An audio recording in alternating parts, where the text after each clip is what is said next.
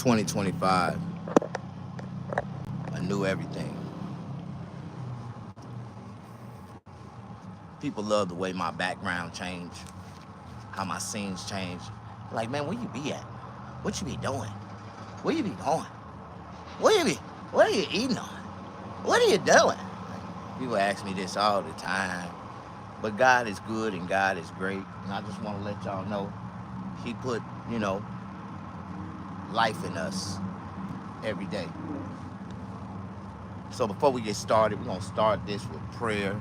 It's 2025 and we ain't never prayed together. And they say that a community that pray together will stay together. So Lord, Heavenly Father, we ask that you come down from the heavens and bless everyone that come into this feed. Bless them prosperity, bless them uh, mentally, bless them with food, bless them with health, and bless them with life. Bless them with happiness. Lord, it's a lot of people in this world that need your help, and we just ask that you come down and give us guidance, you know, lead us in the right direction that's going to benefit our lives in a great, prosperous way. Lord, we speak these things into existence, and we ask that you bless all the people who can't bless themselves, and bless the ones that can and can't, everybody. So this is our prayer for 2025. We coming in peace, Afro Greece, and love. How y'all doing? Come on in, y'all. Push that like button.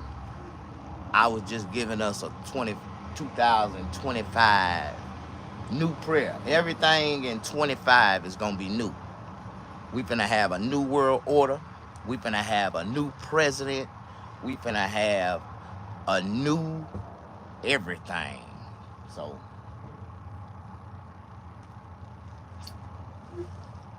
before I get started, I like everybody to know that half of the things that I say, I am not responsible for saying them. It'd be like God put another spirit over me when I be talking to the people. And half of the time I be talking, it don't even be me talking, it be God. Like I be telling people, God speaks through me. God, light shines through me. Because if you look at everything that I done been through in my life, the way it started and where it's at now, a lot of people would be like, Snag,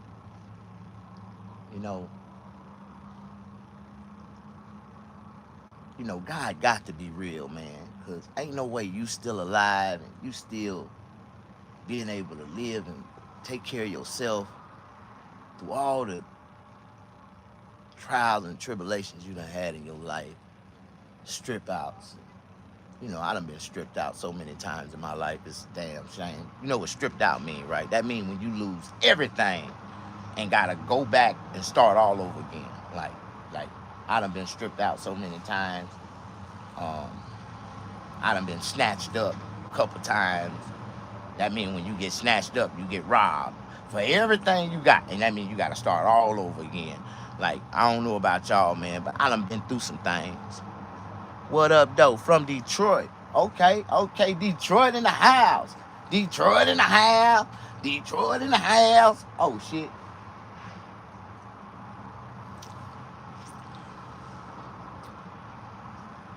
I ain't never been to Detroit before. I want to go. Never been to Detroit. I ain't never been to Chicago. I ain't never been to New York. That's where I really want to go. I want to go to New York. Just want to see what New York look like. New York!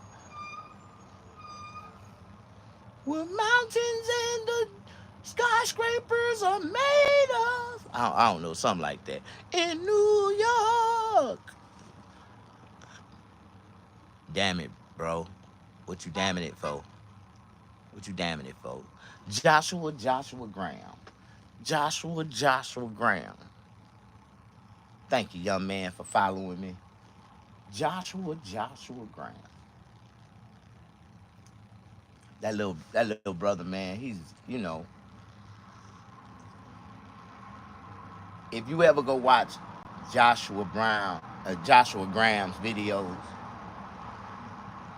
you ain't got a heart if you don't feel your heart beat in a different way by watching that young man. You know what I mean?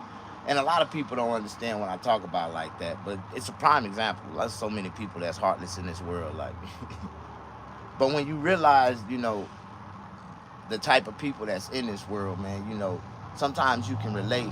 I can relate to anybody. You know, I can relate to, you know, I can relate to damn near anybody, even people from other countries. I can understand why they do what they do. You know, psychology was like one of my favorite courses in college. I almost made it a major. Like I should have made it a major, but I didn't think it was enough money in psychology back then. You know, I went to school back in when did I go to school? In the 80s. I went to school in the 80s. Um, I did start school in 1990, but I didn't go through school in the 90s. I ended up going to prison. But my life been a lot different than a lot of other people. Like, you know, I went to prison when I was in elementary school. Yeah, I went to prison when I was in elementary school. 12 years old. I committed what they call a heinous crime. A heinous crime. I ain't do shit. But they sentenced me to life in prison as an adult. Like, for the heinous crime that I committed. I really didn't commit a heinous crime. What I did was I robbed a store for 264-ounce jugs of Old English 800. And I think I got like $300 in cash. And I shot a white lady like 3 times.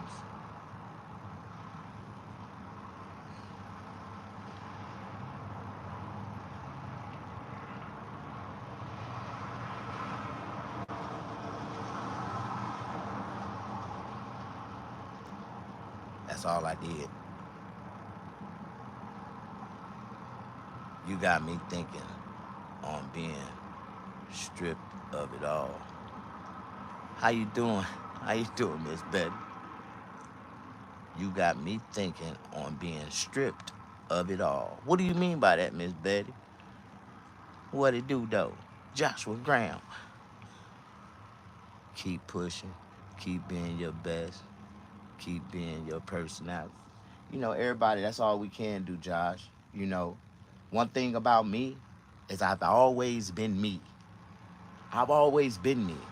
And I never changed for nobody. If anybody met me today, and and anybody that met me 5 years ago, they gonna say Snag was that same person that day, the person I met that day. Like, I'm that same nigga. Like, one thing about being real, it's only one way to be real, and that's be real. You know what I mean? Be real to yourself, be real to others. Good business go a long way, you know. All you gotta do is tell the truth. You don't owe nobody no lie when you meet their ass. Like, shit, save your breath, nigga. You might need that shit one day. I be sitting here watching motherfuckers just be making up lies compulsively, right? I am compulsive lies. I'm a compulsive liar too, but I lie for a reason. Like, I lie with intentions. Like, I lie with intent, and you know, I be trying not to hurt a lot of people. That's why I lie a lot. But you know,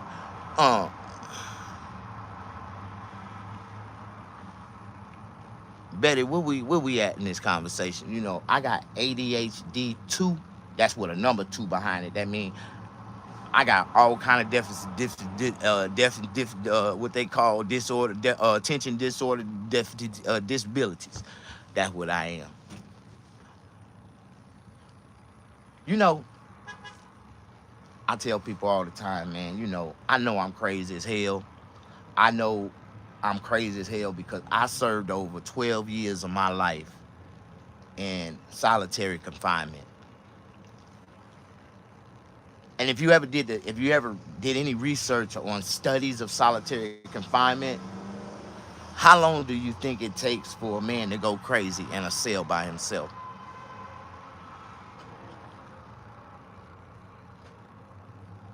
Oh, did the lady die? Oh, see, no, that's the funny part.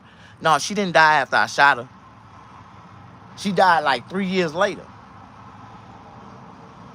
But they then, that's the thing. Like, it wasn't my fault that the lady died. The lady died 3 years later after I robbed the store. I was already in prison when this lady died. But them white folks came and picked me back up out of prison and charged me with murder. And that's how I ended up getting a life sentence. At first, they only gave me a juvenile life sentence, and I was good. I wasn't supposed to be. I went to they sent me to a juvenile reformatory school. That's what they did, and I was supposed to get out when I was 21. So they gave me juvenile life. But when the lady died, they came back and enhanced my charge and charged me with capital murder, armed robbery, and turned it to an enhancement charge that gave me life without parole. And it's crazy as fuck. How you gonna sentence a young man at 12 years old, 13 years old, for life in prison for no damn reason at all? That lady, she already had preconditioned situations in her life. She'd had a stroke before I robbed her ass and shot her, and she had heart problems.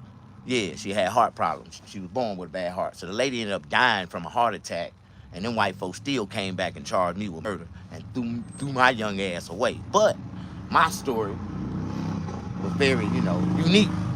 That's why I love Obama. When Obama came in office, he wrote a law: no child left behind could be sentenced to a life sentence, and they had to come back and pull a lot of us back and put it in, take us back to court, and I got a second chance at freedom when my charges was reduced back to the original charges that I committed, and the white folks let me out. They re-sentenced me, and this is what happened. I got re-sentenced for that crime. And if I would have been charged with the armed robbery and aggravated assault, attempted murder, like the charges should have been, I would have been, the lady didn't die. I would have only got 15 years max for that crime. So at that time, when they re-sentenced me, they re-sentenced me to 15 years, and I had already served 17. So I didn't even know I was getting out 3 days before I got out. Just the paperwork came in. They were like, hey, man, they kicking you out. I'm like, what the fuck you mean? You're a free man. I'm like, what the fuck? What you mean? And I hauled ass. Tommy, the only one. What's up, Tommy Egan?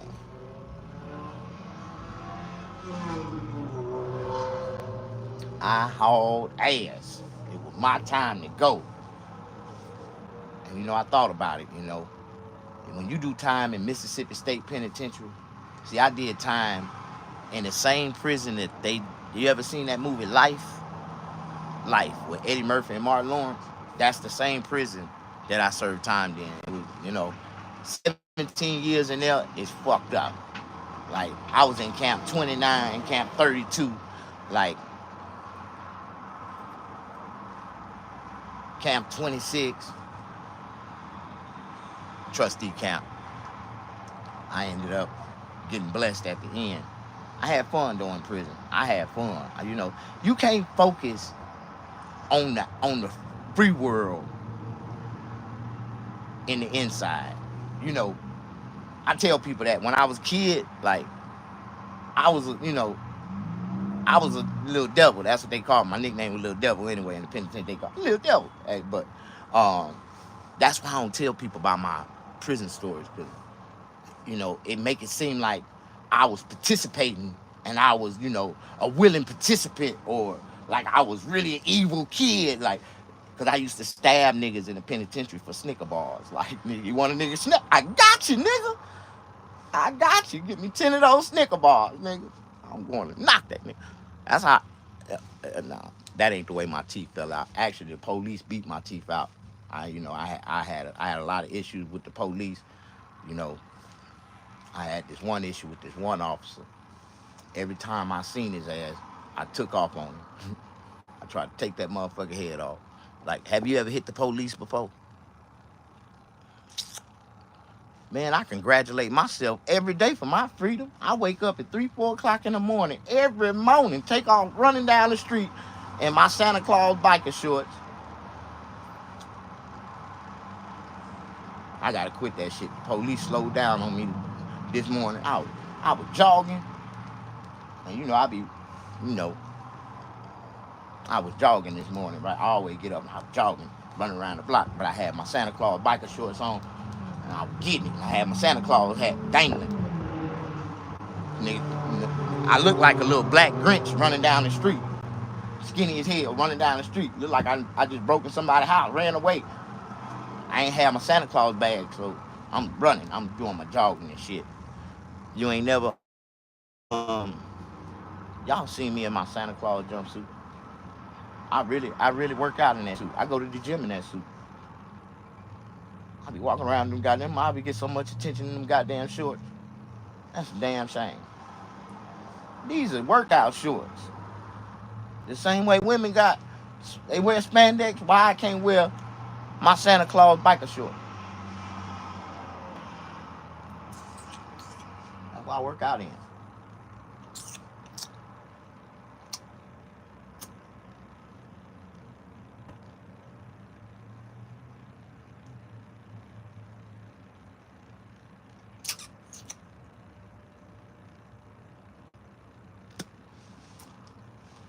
Man, I wish I could sue the police for kicking my teeth out.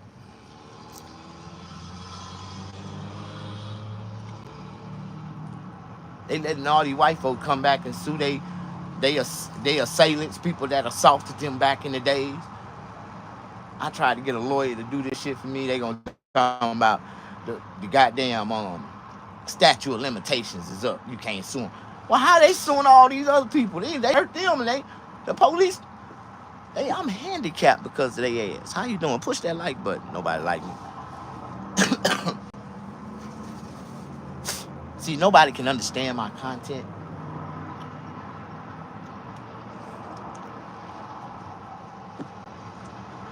Nobody can understand my content.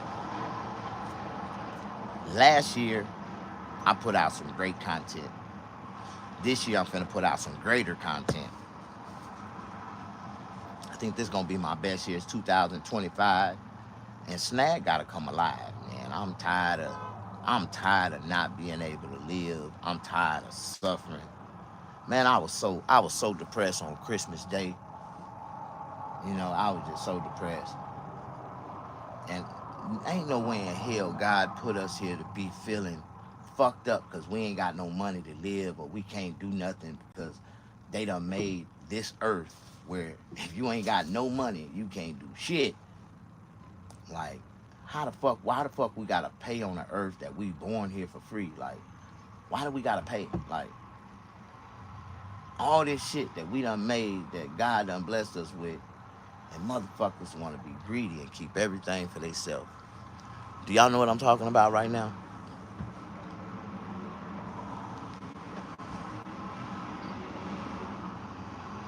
That's okay, man. I'm a runaway slave, man. I feel like I really got away and escaped from prison, and I'm just, I learned how to shell myself and stay away from everything and everybody and just try to focus on myself. I gotta focus on myself. I don't focus on myself, ain't nobody gonna do it. And I'm gonna be running around this motherfucker looking crazy, standing in front of the freeway with a sign. My signs were different. I told people that shit all the time. I wasn't standing in front of the freeway holding signs that that was begging for money. I was actually, I had reason with my sign. I found my signs the other day, and it was crazy as hell. I said, man, I remember when I made these, I was homeless, right? Y'all want to see my homeless signs I made for the side of the road? I found them the other day, and if anybody know me, Anybody been watching me for a long period of time, you'll know these are some. When I was sitting in front of the freeway, and it was funny as hell because they on flat. It was.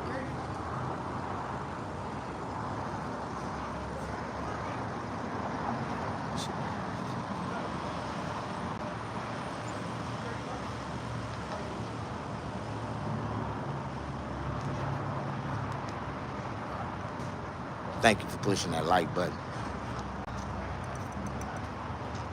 Mariam. Yeah. Almost here? You still have it?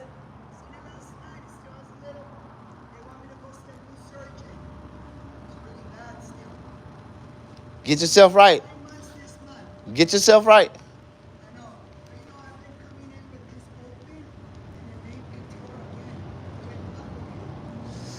Get yourself right. Go rest.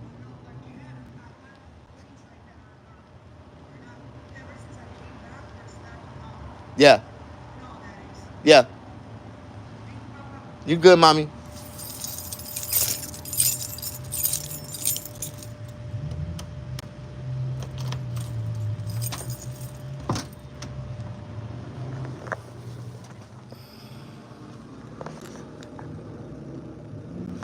Oh, look here. I found him. Okay. You know, it's funny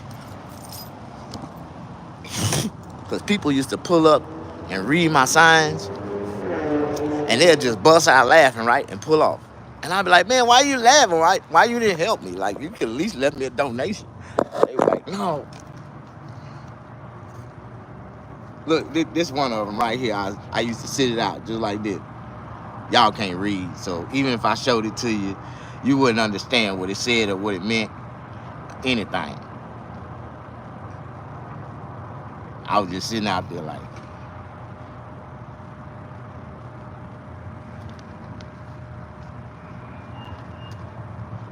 yeah, I had this sign right here. Sitting there. I was really homeless, you know. This was like the best thing I can think of. If I was gonna hold a sign out in the front of the freeway, I was like,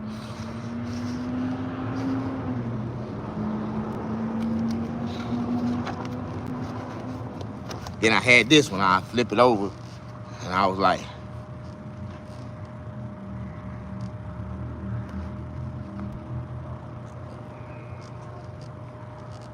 man, I had signs. I was trying. I was like, if one sign didn't work, I flip it over to the other side. Then I was like, I had signs. I was just sitting there.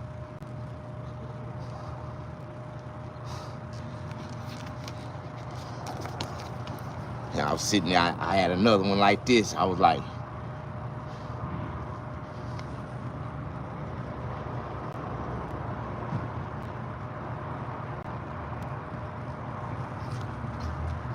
I'm telling you, I had signs.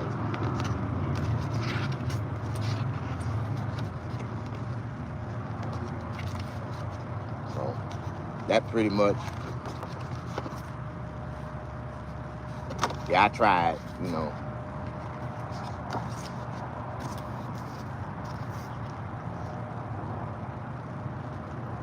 Yeah, but people wouldn't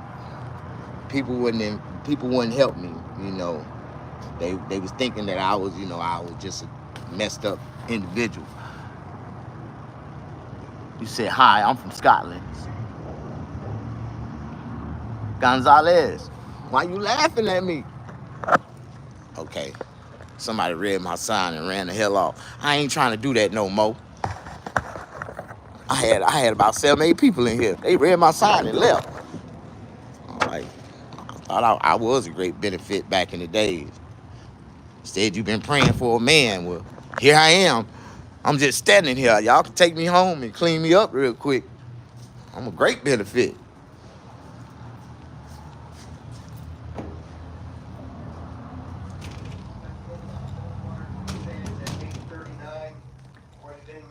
next to the Truck Hotel, pulls into the valet area, and as of course you all know, the explosion occurs within 17 seconds of his arrival at the valet. There's some additional investigative updates that are going to be provided to you by a couple of the other speakers here. The first of which will be our special agent in charge of the FBI local office, Spencer Allen. Spencer. Good morning, my name is Spencer Evans. I'm the special agent in charge of the FBI's Las Vegas division. As the sheriff mentioned, we've been working through the night with our partners, the Las Vegas Metropolitan Police Department and other agencies, to gather all the facts and determine a motive to what was initially reported to the FBI as a bombing incident, to which our special agent bomb techs and others responded. Obviously, we're always concerned in these sorts of events to ascertain what the motive is. We understand that's everybody's at the forefront of everyone's thoughts.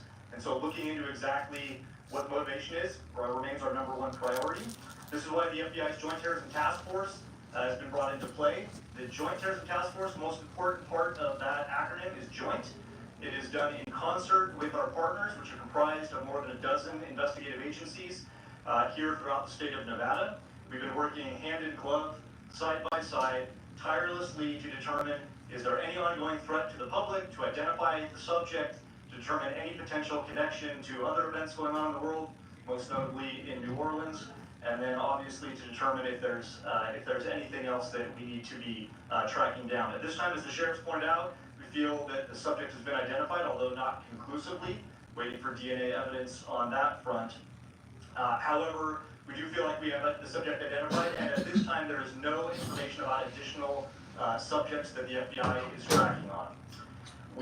Our resources, as I mentioned, that have been deployed in support of this event include Special Agent bomb techs, our evidence response team, which is processing crime scenes, side by side with the forensics folks from Las Vegas Metropolitan Police Department, our investigators, our intelligence analysts, and then outside of the FBI Las Vegas field office, we have investigative leads that are being conducted by FBI field offices, both internationally and domestically as well. As always, when the FBI is involved with any sort of case like this, we ask for help from the public. Anyone with information related to this incident, we encourage you to please call 1-800-CALL-FBI, or you can submit a tip online at tips.fbi.gov. We've already received thousands of tips related to this incident. The challenge that we face moving forward is to separate those that are pertinent and relevant and those that can be verified from those that have not. For example, one of the tips that we received just today relates to information alluding to this subject's personal experiences related to his time and activity in the military. Again, that's unverified and uncorroborated, but one of many tips and leads that we'll be following up in the days that come. If you have any additional information, again, encourage everyone, 1-800-CALL-FBI, or submit it online, tips.fbi.gov. We will tirelessly work to exhaust all investigative leads and conclusively determine what the nature of this particular incident was, what the motivation was, and to the extent possible, share all that information as we obtain it. I'll now turn some time over to the Assistant Special Agent in charge from the ATF, Kenny Cooper.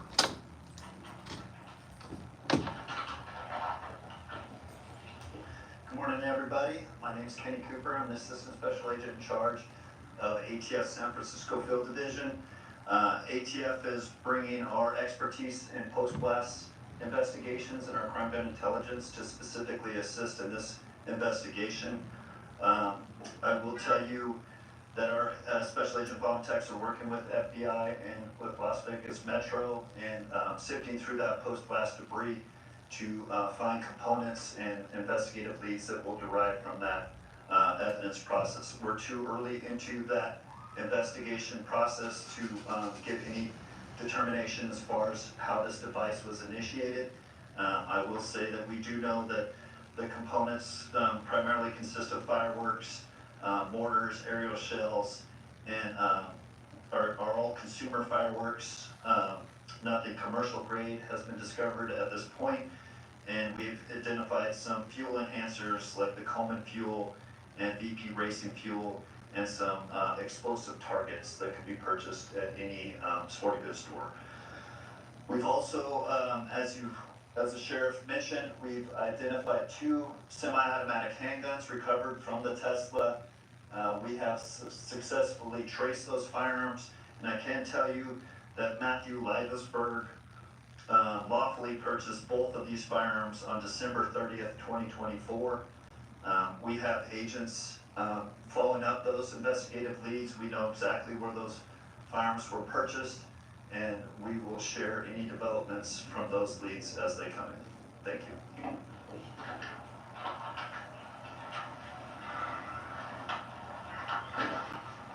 We also have the Clark County Fire Chief here, John Steinbeck, and he didn't have any additional updates, but if there's any questions in regards to what the fire department did during this, he's here to answer those questions as well. With that, I'd just like to say before I take a couple questions from all of you, you'll notice that we're not releasing information that we haven't corroborated and verified. We're very well aware of all of the things that are going around on social media. But that's just the way we're going to conduct this investigation. We're not putting it out until we can tell you for a fact what information it is that we're putting out. So we're going to continue to do that, but I'm also confident to tell the Las Vegas community and this great nation that we don't believe there's any further threat from this subject or anybody associated to him here in Las Vegas. With that, Denise, I saw you had your hand up. If you could just identify yourself, please.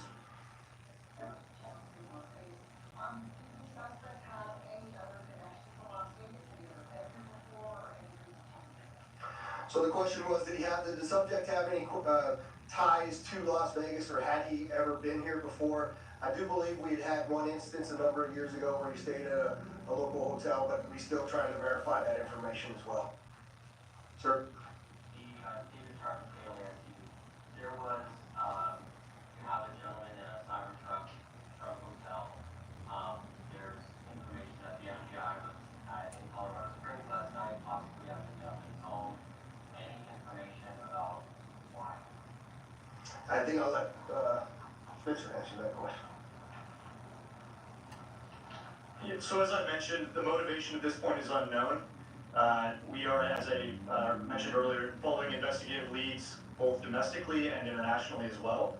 And so that includes search warrants and witness interviews, collecting forensic information, and basically trying to compile the facts. And so there's investigative activity taking place literally around the globe, trying to determine what the potential nexus is. But at this time, at this particular moment in time, as the sheriff aptly said, we have to focus on what we know and what we don't know. We know we have a bombing, absolutely, and it's a bombing that certainly has factors that raise concern. It's not lost on us that it's in front of, of the Trump building, that it's a Tesla vehicle, but we don't have information at this point that definitively tells us or suggests it was because of this particular ideology or that, any of the reasoning behind it. That's the purpose of the investigation that we're conducting, is to get to the bottom of exactly what happened, why and how.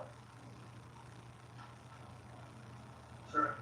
Jacob Wood with Davies in Los Angeles. You mentioned a number of similarities in this case and you work in New Orleans. How far do the investigation process do you guys go to try to rule out that they are connected, knowing that you already have a couple things that seem to connect them together? So the question is how are we working to rule in or rule out any connections to the New Orleans event?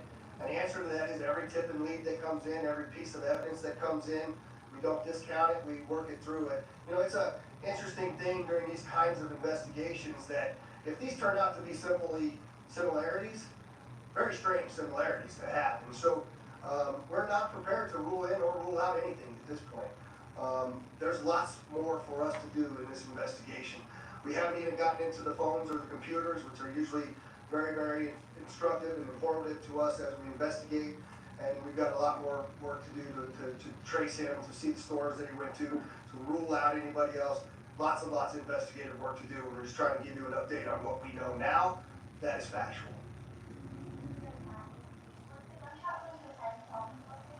We believe the question is, was the gunshot self-inflicted? And we do believe it was, since he was the only person in the vehicle, and it occurred immediately prior to the vehicle blowing up. Back there, sir?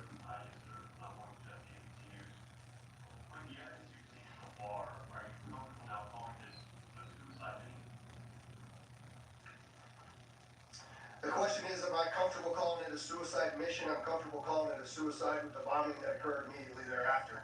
I'm not giving it any other labels.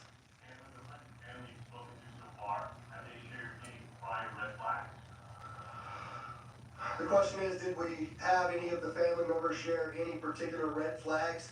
Again, I'll go back to what I know is circulating on social media, but none of that has been verified at this point.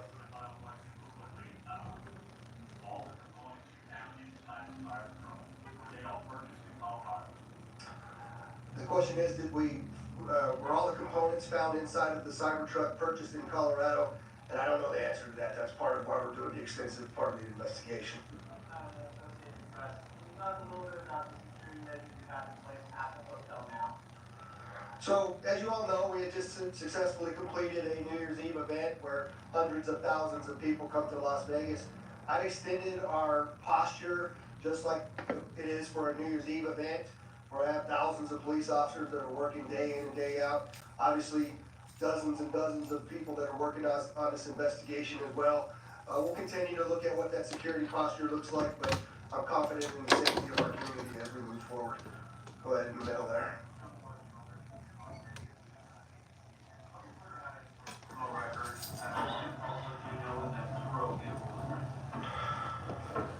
Question was, is there any criminal record? None that I'm aware of.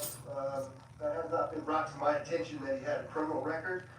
And I said that the Cybertruck was rented on December 28th in Denver, Colorado.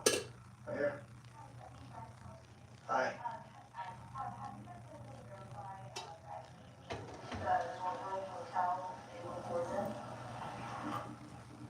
The question Man, is, y'all not gonna believe this. Resorts World the day before this. I'm not I aware of that actually information. forgot Sir? I was live. I forgot. Completely forgot. That will extend further along the strip, or is it just there? And how long do you anticipate that? The question is generally about the security posture, and that's entirely our entire. Did y'all hear that? What's going on in the world?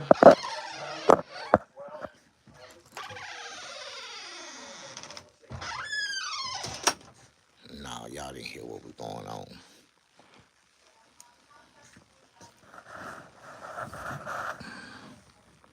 Man.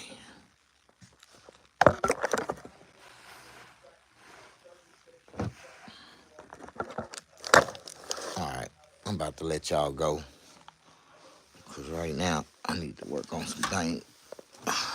It's 2025. I'm gonna start working on my book. I got some things that I need to work out right now. Get some things in order. I'm gonna holler at y'all later. Push that like button.